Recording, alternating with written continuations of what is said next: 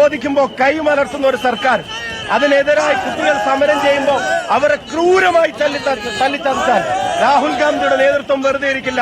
തെരുവിലിറങ്ങുമെന്ന് അദ്ദേഹം പറഞ്ഞു ഇറങ്ങി. ഫോഴ്സ് ഉപയോഗിച്ച് അദ്ദേഹത്തെ ഉൾപ്പെടെ മുറിപ്പെടുത്താനും കീഴ്പ്പെടുത്താനുമാണ് ശ്രമിക്കുന്നത്. ഈ സമരം ഇവിടം കൊണ്ട് തീരില്ല. സമാധാനപരമായി നടത്തുന്ന സമരത്തിന് നേരെ നടന്ന പോലീസ് അതിക്രമമാണ്. അല്ല, ഇത് വളരെ ഞങ്ങളവിടെ ഇരുന്ന് മുദ്രാവാക്യം വിളിക്കല്ലേ.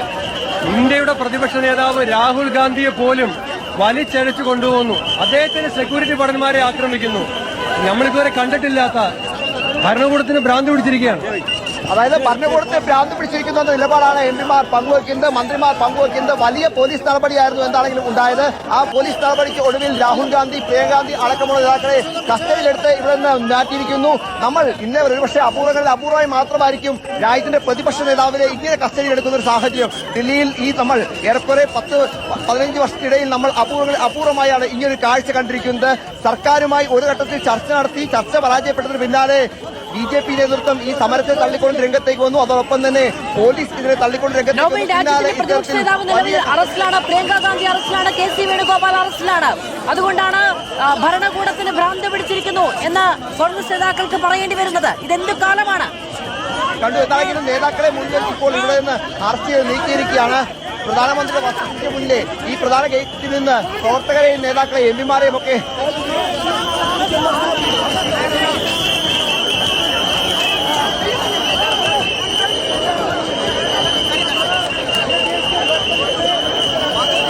ഭരണകൂടത്തിന് ഭ്രാന്ത് പിടിച്ചു എന്നാണ് ഷാഫി പറമ്പിൽ അടക്കമുള്ള PC വിശ്വനാഥ് അടക്കമുള്ള നേതാക്കൾ ഇപ്പോൾ പ്രതികരിച്ച് നമുക്ക് കാണാൻ കഴിയും. ഈ പ്രതിഷേധത്തിൽ പല നേതാക്കളും സംഘർഷത്തിന്റെ ഭാഗം അവരുടെ ഷർട്ടുകളൊക്കെ വലിച്ചു കയറി പലരെയും ഇവിടെ നിന്ന് എടുത്തെറിയുകയാണ് ചെയ്തത്. എന്താണ് സംഭവിച്ചത്?